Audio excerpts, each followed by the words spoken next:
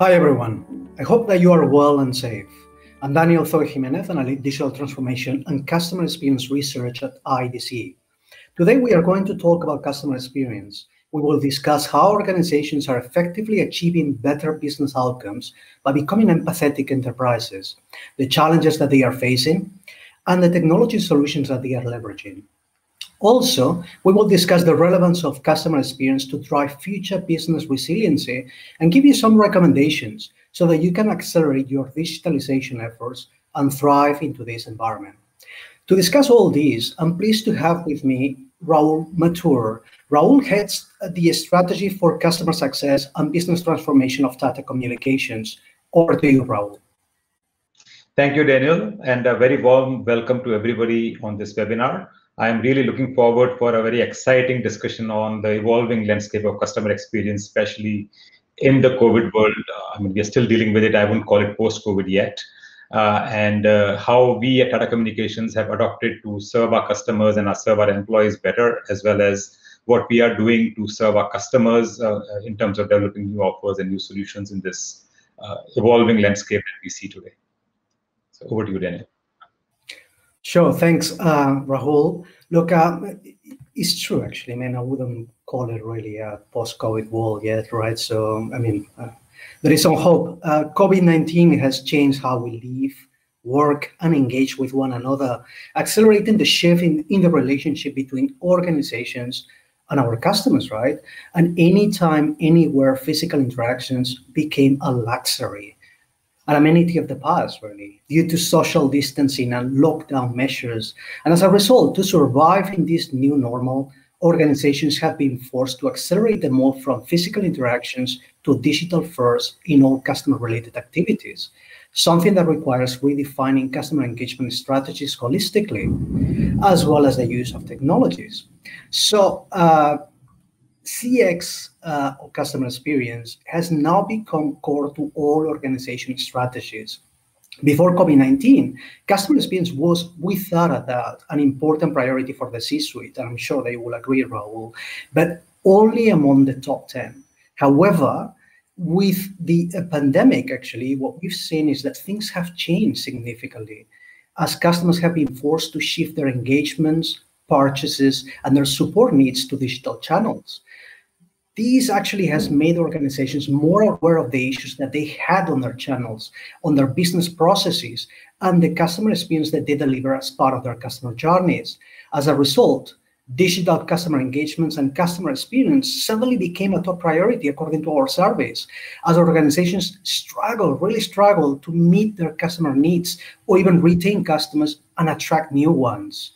So, in fact, if you look at the results of our worldwide maturity scale benchmark, which assesses the maturity of organizations, this shows that before the pandemic, 47% of organizations worldwide were still in the first two stages of digital maturity in their customers dimension, and only 18.4% were in the more advanced stages, or stages 4 and 5. So what is clear is that COVID-19 has augmented a digital divide that was already present between digital leaders and the other followers, right? And all of these has become a catalyst, a driver for change and transformation to ensure survival.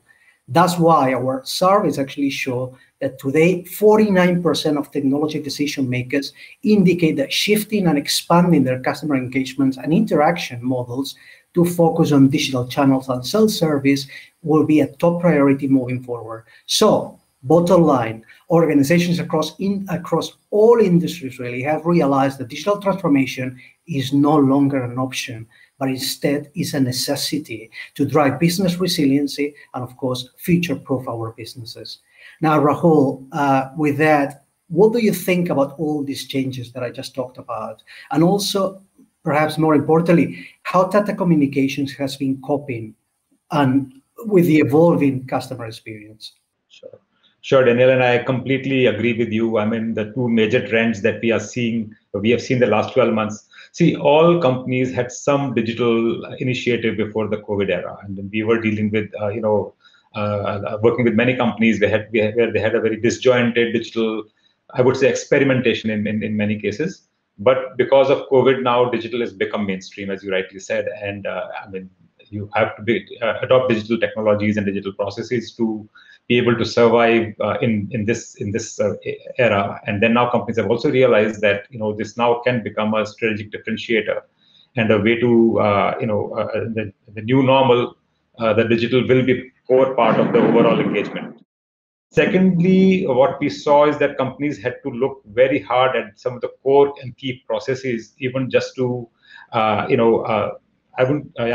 just to survive in the COVID world. So they had to start looking at remote working, employee safety, in that context, employee productivity, customer engagement, all through digital channels. So these are the two big shifts that we saw, in the last 12 to 14 months. And if you see at the beginning when COVID just started around a similar time last year, the immediate need was to get into a BCP kind of a mindset, make sure that the employees can work remotely, and just make sure that the lights are on.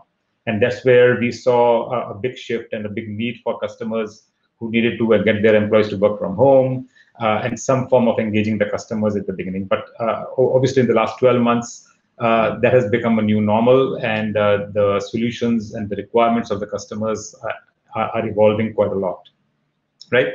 And it was very clear that now the customers and even us, as an organization, are looking for a secure way of connecting the employees, and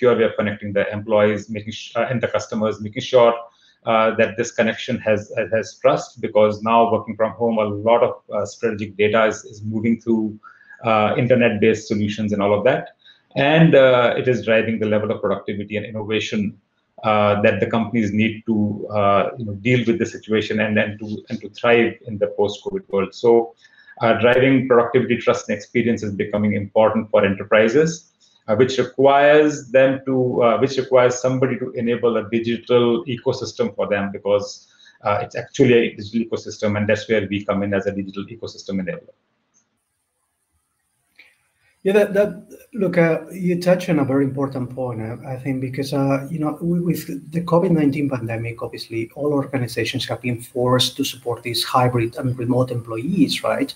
And in that regard, what we've seen is that there has been a need to provide that something that we call technology parity, right? Allowing organizations or allowing employees to work in any space, any device, or any time, regardless, right?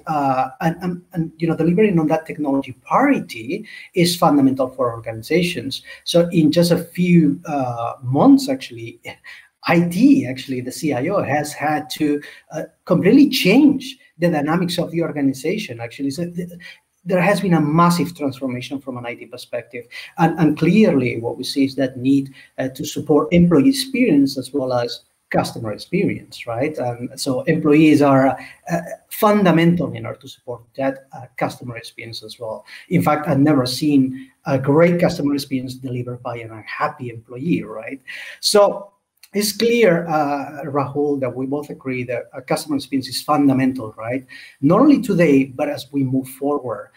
We also see more and more organizations becoming increasingly aware of the relevance of customer experience. And this is because customers are at the center. And the shift to digital first has made more apparent that customers want four things in our view.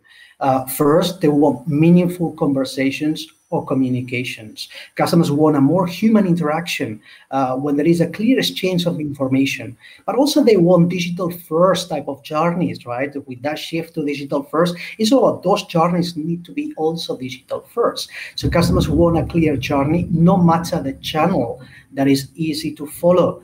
And that's very important, right? But also experience in context. So for customers today, it's all about the experience, and everything you do to serve is part of that experience. They want to own it. They want that experience to be in context. And lastly, they want to be satisfied, obviously. And this leads to a greater lifetime value. Now, to me, actually, the real question, I mean, I believe that you and I will agree that everything that I just mentioned is, it adds to that CX criticality. However, to me, the real question, and this is really where I'm going to get into this part of my points, is on talking about the challenges, right? Because the lingering question is, if we all agree that customer experience is so important, really, what is really hampering customer experience projects? And earlier I shared that only 18% of organizations worldwide are in the most advanced stages of their customer experience maturity. So what are the roadblocks? And based on our research, clearly the biggest roadblock is the lack of a digital mindset, meaning the culture of the organization. Does the organization have a customer-centric culture and orientation? Is that reflected in the metrics and rewards that they provide to their employees?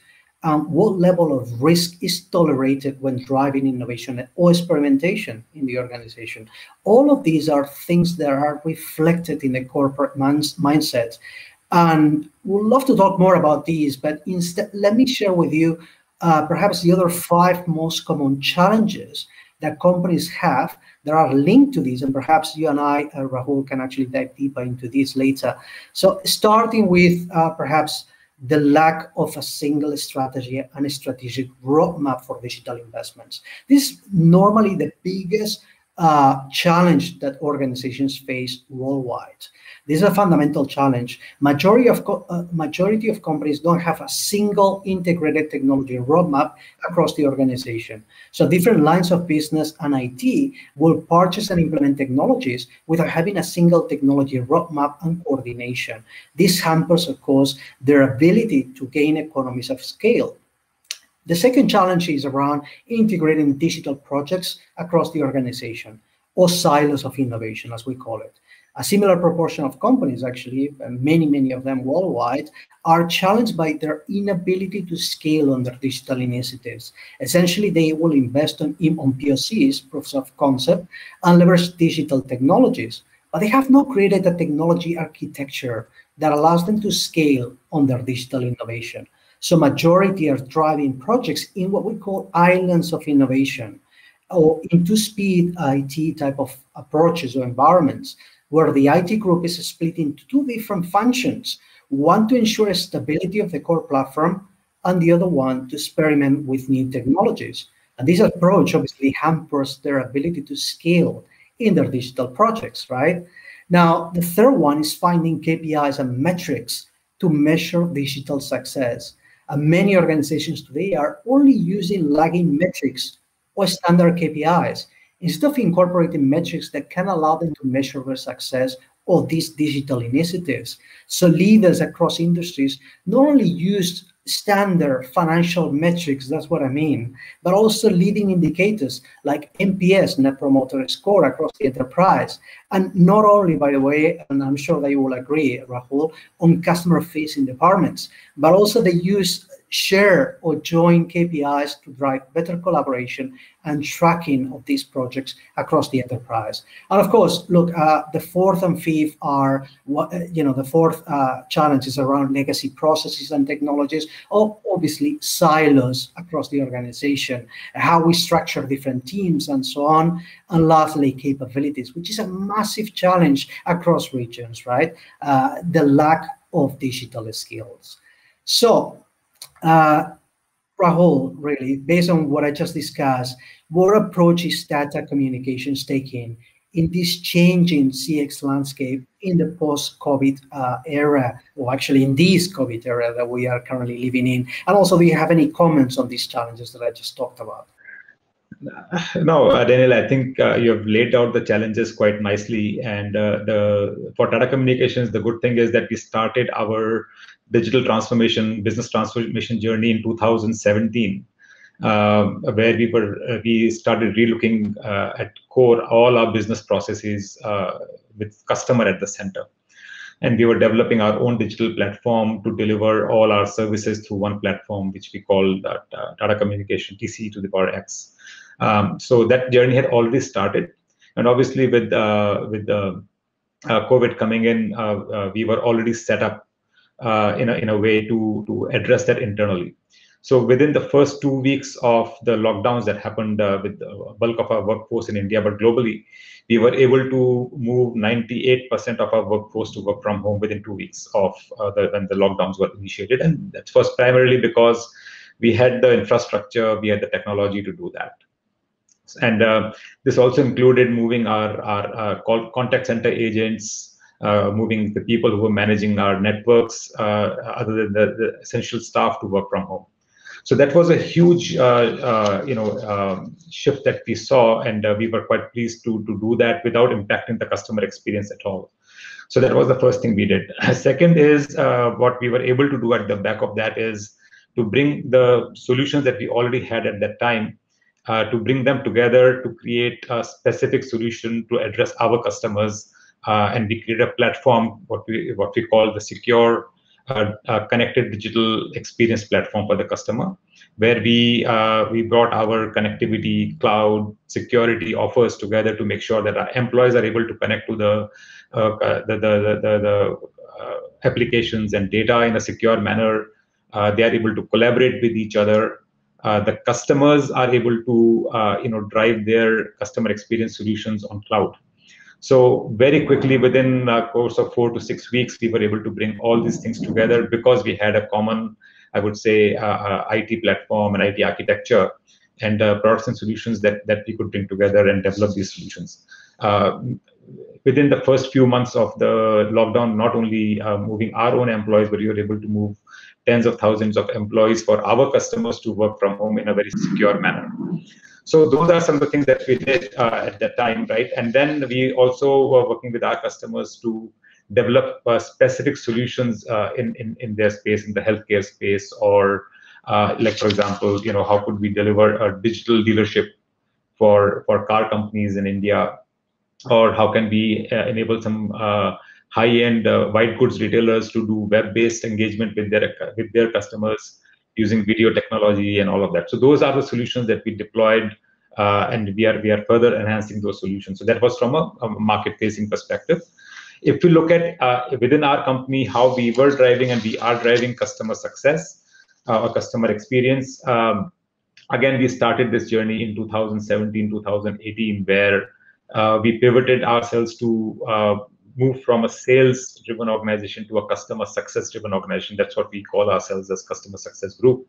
And the idea was that within a fast-changing technology world that we live in, the products and services are evolving so fast that we have to focus on how do we make our customers successful in whatever business outcomes that they want to drive, and do it in a way that they're also happy with the services that we have. So the two dimension on which we measure our customer experience is, are we able to drive a business outcome for them with our services? And are they happy with the services the way we are engaging with them? So the two dimension is kind of around customer experience and customer outcome, driving the overall success of the customer. And this is a program that is, or a common KPI that is owned by the entire organization. So it's one of the balanced scorecard elements that the organization carries, and everybody's bonus is kind of in some form or shape linked to it. And the measure that we use for a final outcome is the Net Promoter Score. And I'm very pleased to maybe share that over the last 3 years, we have increased our Net Promoter Score from about 53 to 70. And we are eagerly awaiting for the score results for this year, which we expect to do better than 70. So what I'm trying to say is that a customer experience and customer success for us is as an organization-wide program. It is driven by our IT strategy, IT architecture that you spoke about, integrated technology. How do we kill silo? So we are running, again, digital experimentation programs across the various parts of the organization, but it is getting run and governed at a global level so that we all know who's doing what, where are we using AI, where are we using machine learning for pricing strategies, for feasibility strategies, to manage our churn, to manage our customer experience.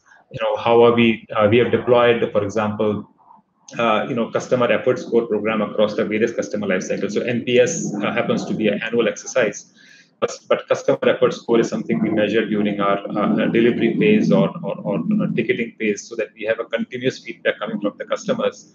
And that feedback is going back into our common, I would say, a common data set where the customer success managers are looking at it more closely and in real time managing them. We also, just forgot to add, we launched this whole role of customer success managers 2 years ago, and we extended that role to launch what we call a customer success team, which comprises of the account manager, the solution engineer, the customer success manager, and the program manager to be owning the customer lifecycle end to end. And there are to break any silos between the pre-sales experience and the post-sales experience, which is very, very critical to drive the customer success for us. And all these initiatives, I believe, have led us to get very good feedback from our customers in form of the Net Promoter Score. You touch on very important points, and I absolutely agree. Look, if at the end of the day you want to show that customer orientation, you need to measure your employees against that customer orientations to drive that change. And you talk about two very important things in that regard. One is outcome-based, right? That's really what clients want. They want for you to help them achieve their outcomes, their business goals. And that actually shows that customer orientation. But the second point is, of course, measuring customer success directly, right? It's not only about the business outcomes, but how all of that leads into customer success. And of course, scoring all that against NPS is fundamental, so you can actually see whether or not your customers are advocating for your brand as well, their propensity to potentially advocate and recommend your brand to others, right? So look, to me, all of that is summarized on empathy, right? And I'm sure that you will agree. It's all about managing customer interactions with empathy, or becoming what we call an empathetic enterprise, right? In fact, our research actually shows that delivering empathy at a scale is the new gold standard. So this is about the ability for an organization to develop deep customer relationships at a scale by understanding a situation from their point of view and acting accordingly. This essentially means putting yourself in the shoes of your customers. That's how you start showing that customer orientation.